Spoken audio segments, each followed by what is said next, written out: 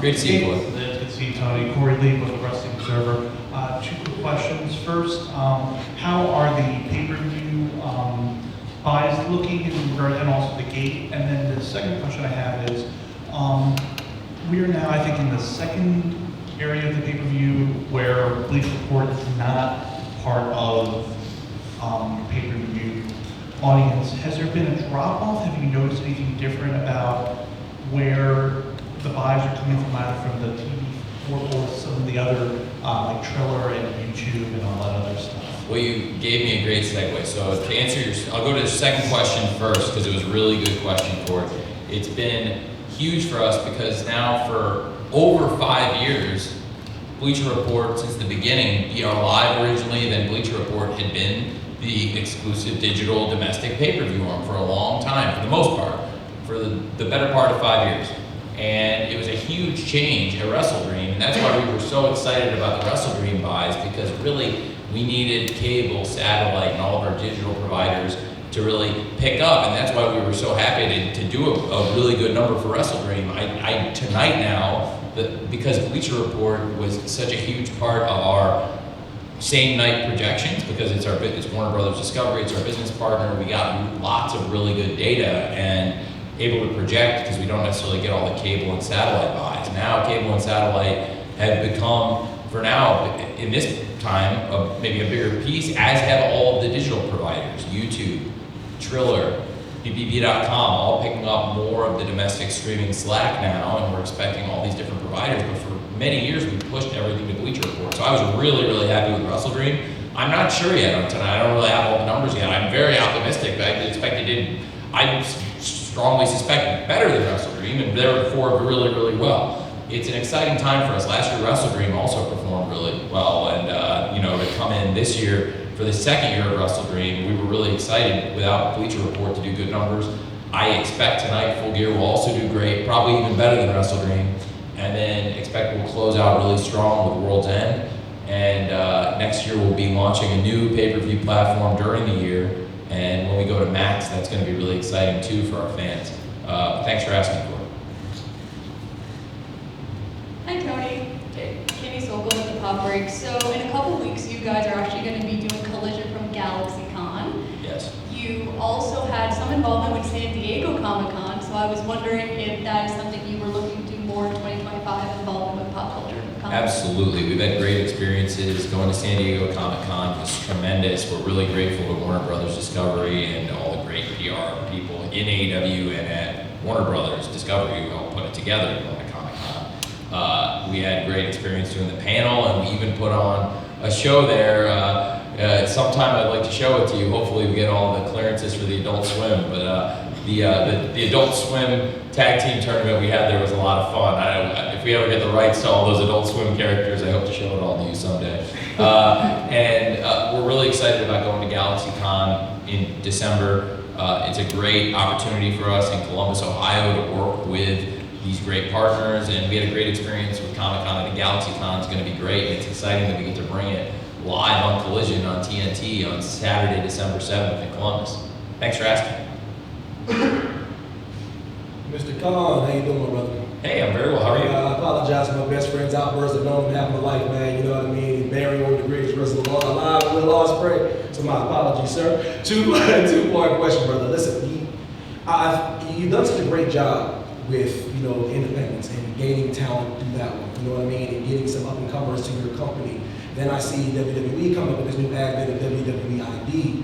Do you feel like that's kind of hindering and hampering like how you going about business on the independent circuit? Or they snatching up all kinds of wrestlers like Pokemon? Is that bother you? Is it ruffle your feathers? How's it working out? Well, it's interesting. I don't really know how it's going to work. I understand there's some kind of first right of refusal aspect of it, and we haven't really come up where it's been a conflict yet, but I do think it's definitely going to affect the independent scene in some ways. We've had a really great experience here over the years bringing in young wrestlers. Through the pandemic, the best place for independent wrestlers to get work was at AEW and on AEW Dark and Elevation. And, it's sitting here with somebody who's now the TNT champion, sitting with Garcia, somebody who came into Daly's place and was working on Dark and working on Elevation and started teaming with 2.0 at the time and built this friendship with Daddy Magic that's lasted. To see now Daniel Garcia is the TNT champion, somebody who was a top independent wrestler, came in, wrestled on Dark, and has now worked his way into the top, and is going to be competing in the Continental Classic, and somebody who's had this incredible 2024 and is now the TNT champion. It's a really, really exciting thing, and I think the women and men in AEW, we've seen so many great wrestlers work their way up from the independents. We've signed big free agents along the way too, and we have a lot of our homegrown day one people. It's a great mix. And I expect we'll keep signing great talent off the independents. I do think it's a different mechanism, so it's something to keep an eye on. It hasn't really created any major conflicts or anything yet, but I imagine it will definitely influence the independent wrestling scene. It's definitely something to keep an eye on. Thanks for asking. Tony, to follow up real quick on the Costco stuff. This is one of the bigger cross-platform integrations that AEW has done. One of the biggest things we hear in wrestling discourse all the time is the casual fan. And how do you reach that? You famously talk about the sickos. What is your approach to the idea of the casual fan? Does that exist? And how do you go about trying to reach that if so? I love reaching the casual fan. I was at a business conference in Santa Barbara and I was just having fun. And I don't know if everyone knows, I was just paraphrasing Tommy Boy. He says he makes car parts for the working man in America. That's what he is and that's what he cares about. Well, I'm a sicko wrestling fan, but I care about the casual wrestling fans. I care about anybody who watches wrestling. I myself got into watching wrestling through, as a little kid, through watching people doing entertainment shows. A lot of you have probably heard this before, but I'm guessing there's at least 5 or 6 people in here who've never heard this before. I grew up watching wrestling. What got me into it was I was a huge fan of G.I. Joe, and Sergeant Slaughter was the live-action host of G.I. Joe. He would do the wraparounds, and he was a voice actor doing the animated character. I thought that was really cool and interesting. Then I found out he was a wrestler. I'd never actually seen wrestling. I just watched G.I. Joe Monday through Friday after school, 5 days a week when it's on. And then, and he's a big part of the G.I. Joe movie too, you know, Nemesis and Force Circle. And Falcon, Don Johnson. And then I watched the A-Team. Hulk Hogan was on the A-Team. Somehow on the A-Team, we're supposed to believe in the mid-'80s that Hulk Hogan and Mr. T were in Vietnam together. Talking about suspending disbelief. But they were all buddies from Nam. And, but, you know, I love G.I. Joe, I love the A-Team, so here I go, and I started watching, and then quickly I got into other wrestlers. And then not long after that, I also started watching wrestling on TBS with WCW. I started reading wrestling magazines every time I went in the supermarket. I got completely addicted to it, and it really started through G.I. Joe and the A-Team. And then within months, I was obsessed with wrestling, but that's what brought me into the bubble. And I hope, whether it's, I don't know the exact number, but I do believe there are going to be some kids and some young people and just some fans of all ages and backgrounds that probably had not watched a lot of wrestling that really like Big Boom AJ and Big Justice and the Rizzler, which is really cool because it's a family that is about just positivity. Like, you know, if anybody has anything negative to say about those guys, maybe they just have a negative outlook on a lot of things in life, because when you actually talk to those guys and actually if you give them a chance, they're nothing but good, positive energy. And I really mean what I say, that it is a blessing to work with a father and a son that have that kind of relationship and they get to spend that kind of time together and to see what a mentorship it is and what a great job he's doing raising Justice. And I'd never met the Rizzler before today, but he's a really nice kid, he's fantastic. I love that family, and working with them, it's been excellent. And it really helps. AJ's a wrestler. Whether he's been out of it for 20 years or not, it's different than bringing somebody, you know, that's on the cast of a Broadway musical, or somebody that's even playing sports, you know, a player from basketball or baseball, bringing an athlete in. It's different. He's a wrestler. And he brought that wrestling mindset to social media. What's amazing to me is they built all this since this January and this following. At first, I really, even though I've done a few TikToks, but I don't spend all day on it, and I'm not the expert by any means, but I could see this was working. I had friends that had never reached out to me about wrestling, people that I went to school with, like, that I've known since I was like 13, 14 years old, that I could never get them to watch wrestling. They would be the guys in the corner when the rest of us were watching the wrestling when I was a kid, and I was able to be the virus spreading fan that I've always really been. And I could spread it to, there were some people you could never reach. And what's amazing to me is some of those people have been texting me this week. And it's like, I've never gotten you to watch AEW in 5 years, and you're so excited about the Rizzler ringing the bell. That is amazing. And so I do think it has captured some people, and I think it's great. And there's absolutely only positive things to say about that family and what they bring to us. I'm really grateful they came into our lives, and I think it's really cool that they've had so much success, and I'm grateful they brought it here and hopefully introduced some new fans to AEW, and good luck covering the New York Knicks this year. Hey, Tony, Matthew Wilson from Greens Wrestling. How you doing? Thank you for Very asking well. my question. I have a question about your AEW World Champion, John Moxley, actually. Recently in the New York Post, John Moxley was quoted talking about how tough it may be for newer talent to climb the ladder to success, and that in his new version of AEW, he wants to grab them on the shoulder and walk them to where they need to be.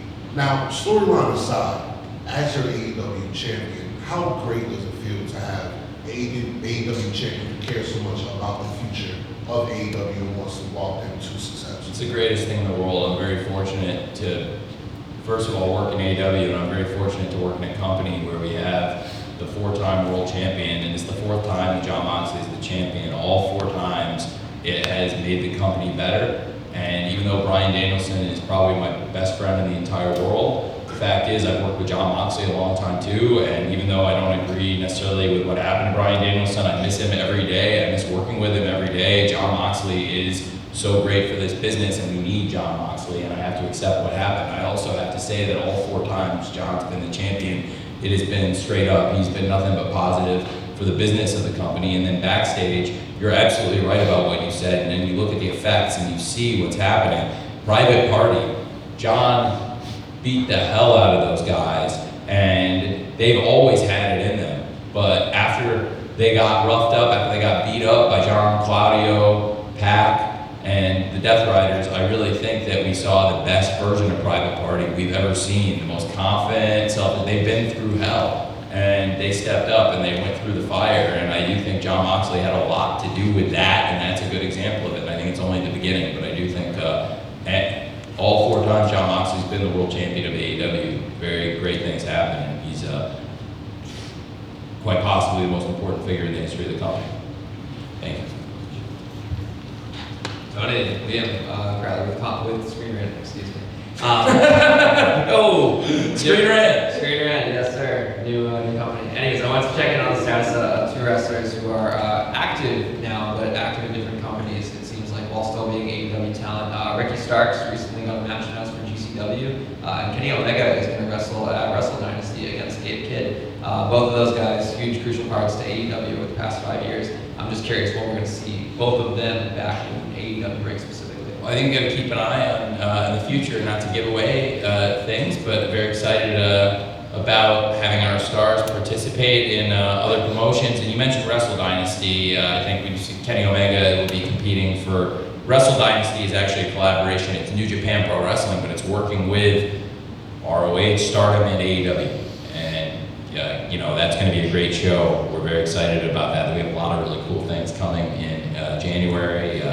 Kenny Omega and Ricky Starks both been great champions here in AEW. Kenny Omega from day one. We're just talking about John Moxley, the important figures, the great world champions in AEW. We wouldn't be here without Kenny Omega.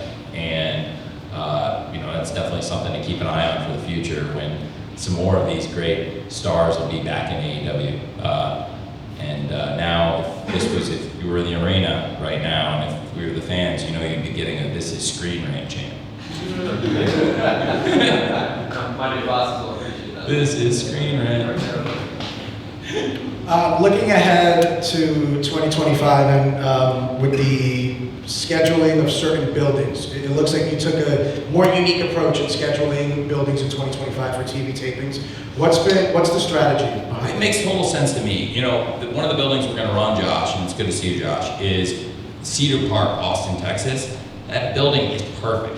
Every show we've ever done there, I have loved. It was the second building we ran after we went back on the road post-pandemic, and I always loved that building, and I want to find that great market around Austin, Texas, and I'm thinking, let's go into the best markets and find buildings like that where it's going to be packed and red hot, and we get that kind of energy. So we're going to great towns, running great buildings, and that's the energy I want at all the shows. And so Cedar Park specifically, I wanted to go back to Austin, Texas, and I wanted to get that kind of energy at all the shows. And I think it'll be really exciting. There's gonna be some really cool things coming up. I've never been to Hammerstein Ballroom in my entire life, and I cannot wait for that. And then after that, we're gonna start the simulcast era. If you didn't see the ads tonight, it's gonna be the mother of all simulcasts on January 1st.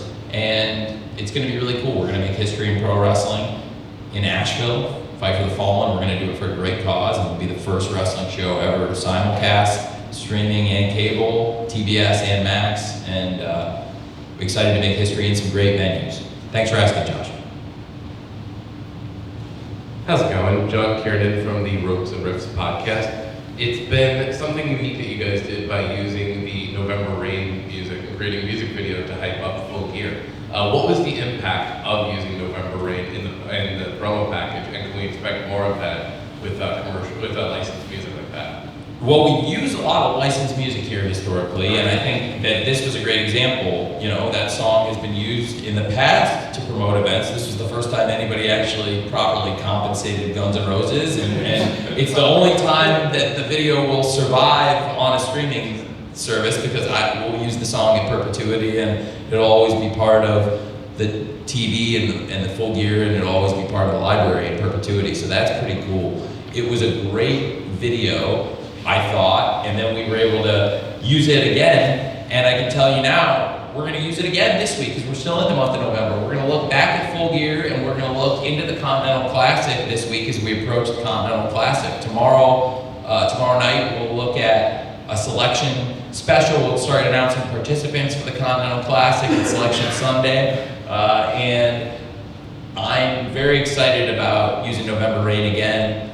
I think that it was impactful, and I think there were great results. I think a lot of things came together, whether it's the great stars, the great champions, having that cultural moment, getting Big Boom AJ and the Rizzler and and Big Justice out, and really going out and having AJ and Big Justice out, hitting the pavement hard. I think that really helped us a lot, and I do think the November Rain was a big part of it. Today was a huge success. We had over 10,000 people here. We really a great night for AEW, and I think everybody as a team came together, and I do think like the November Rain was a great aspect, and also it was an experiment for me as a ratings move for the last 9 minutes of a collision to be a music video. It's a big risk. It did really well. Looking at the minute-by-minute ratings, I was really happy. I mean, the quarter hour on the aggregate, you guys have all probably seen the quarter hour, and I'm looking at the minute-by-minute ratings, and it did really well. So I was like breathing a sigh of relief that the 9-minute video performed so well, and I think it was a great thing because it showcased a lot of the great stories in AEW. You know, Paul Walter Hauser had been filming a movie, and he watched the video and he said, like, you know, I'd been filming this movie and I was on set, and I didn't get to see every episode, and it tied together everything for me so perfectly for him to come back in tonight as a commentator and get a Golden Globe Award winner and an Emmy Award winner to do the commentary on the show with Renee and RJ. It was pretty cool. And so many people reached out to me about that music video. I think it did a lot of great things to us, and tonight was a big success for a lot of reasons that came together as a team. And we're very grateful to Guns N' Roses. Hey, Tony, Eric at the Adventures in Collecting podcast. So you mentioned, wanting to reach those casual fans, and your kind of tie-ins to wrestling, through G.I. Joe, and as we've been talking about a lot tonight, action figures as a way to kind of get kids, get a younger audience, reach that kind of casual fan. Yep. You guys have flourished with Jazzwares, over the years. The figures that they're putting out are great. The play sets.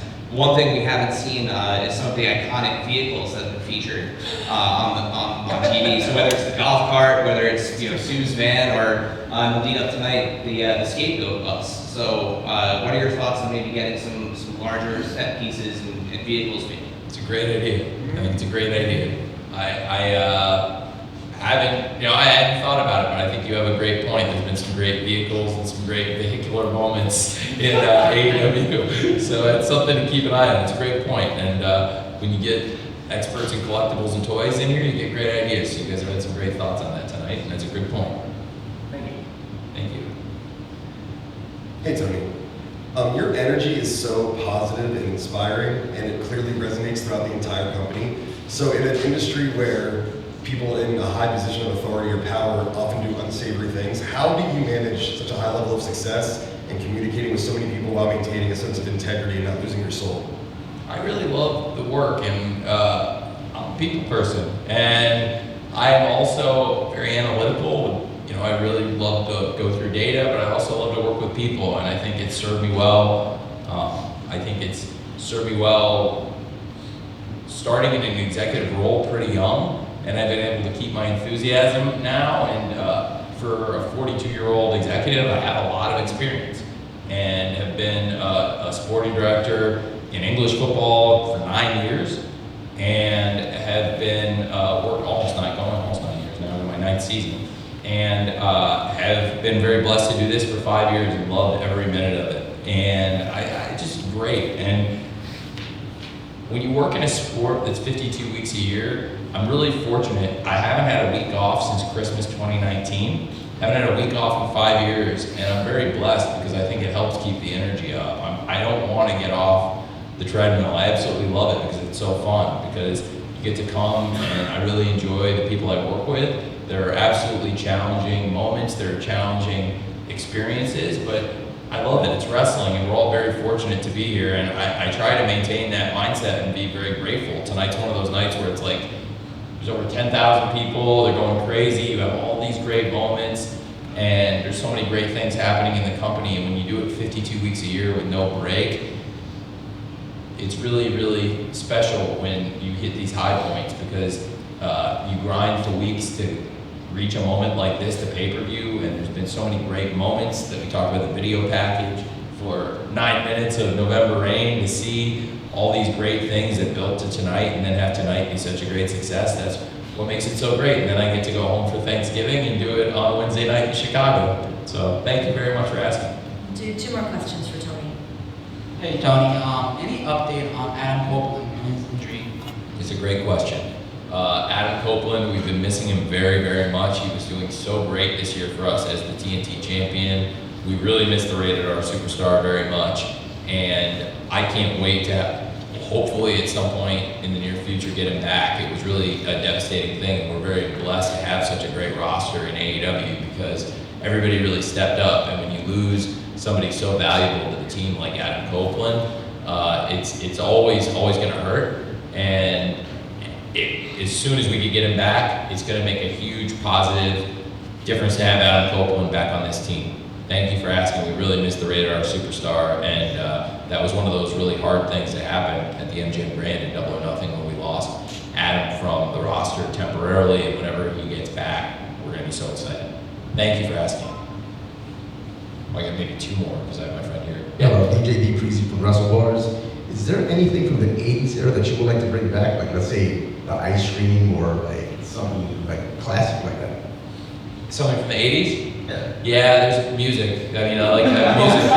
There's music. I have an idea. I have an idea for next year. I don't want to say what it is. It's like so, it's so random, but I think it would work really, really, really well. I have an idea. In fact, like if we do it in 2025 and you ask me about this, I'm bringing back something from the 80s, and I say it's pretty out there, like, you'll all know what I'm talking about when it happens. So, but it's just music. Well, let's say like Wrestle Bars, like ice cream. Sure. I mean, to me, that's even, that's even the 90s too, right? But yeah, I mean, wrestling ice cream bars, that's great. There's all kinds of cross-promotional opportunities. Certainly, I've had a lot of great questions about toys. Anything we can do like that, would be great. And some throwback stuff like that. I mean, I was a big tape trader, so I always loved the Outrunners vignettes, because that's what I grew up on, tapes like that and vignettes like that. But I have some ideas for something we could bring back from the 80s, actually, to start 2025. So let's see if it works out, but I'm positive about it. Thank you for asking. Thank you, Tony. Justin Orazio with Sports Radio 94 WIP in Philadelphia. AEW this year has had the tall task of retiring 2 legends of pro wrestling, of course Sting and Bryan Danielson, who ended his full-time career. What has AEW learned from the enormous appreciation from Revolution and positive feedback to Sting's retirement, and a little bit of pushback to the violent nature that Bryan Danielson was retired with? Well, I think they're very different moments. Both of them got this incredible high point, And two of the greatest nights of my entire life happened this year. I think AEW, what a year we're having on pay-per-view, first of all. Like, home run after home run on pay-per-view. And when you look at the shows on the aggregate, first of all, I think wrestling is about the major nights, the major moments like this, big TV shows, and particularly these big pay-per-view shows. But what a year we're having on pay-per-view. I mean, look back to Revolution, and it's one of the greatest nights in the history of the company. We've had so many great shows since. And to me, I think I've had some great moments in football and the Premier League, working in English football, some of the greatest nights and moments of my life. And in wrestling, I do think, and in just my whole life, probably two greatest nights easily could be Sting's retirement in Greensboro, being there and all those great moments paying off, and 3 years of Sting in AEW culminating back where it started, going back to Greensboro, setting every business record ever in Greensboro that night, and having Sting do it with Ric Flair and Ricky Steamboat by his side. It was really cool. It was really cool for all of them, and it was the best. It was the best, and then probably the highlight of it all, me personally, professionally, I mean the night, the wrestling and all was a highlight, but for me a personal highlight would be when Sting put his hand on my shoulder and what he said to me right before he went out to the ring, which I will always remember and appreciate. And then another highlight for me, Bryan Danielson at Wembley Stadium. He wasn't able to be with us the year before, and for him to have that moment with his family, and for Bryan to tell me that was his best moment in wrestling, all the wrestling Bryan's done, and to have Bree and Birdie and Buddy and Bryan's whole family, that was amazing. And those are probably my two best moments in the business. And then sitting here with sitting here with Bryan and Birdie, sitting here with Bryan and Birdie next to me in the Scrum at Wembley Stadium, that was like as good as it gets. Now, the way Bryan's full-time wrestling career ended, it was very different than Sting's, but there's a lot of differences. Sting is never going to come back and wrestle. We never said Bryan's never going to come back and wrestle. The full-time career is over, but I am hopeful that someday, somehow, some way, Bryan will come back here. He's with us in spirit, and I hope it's not over. And with Sting, it is over, but it ended on the highest note possible. Bryan hit the highest note possible, and then it all got snatched away from us so quickly. So quickly. It was what we'd always wanted to see. It was what I at least always wanted to see, was for Bryan to have that moment. I always wanted that for him. And there's no way, especially because, he wasn't with us last year. This was the biggest moment AEW could put in front of Bryan Danielson. He seized it. He had this incredible main event with Swerve, this incredible moment with his family. He seized it, and then yes, it all got taken away from us. It all got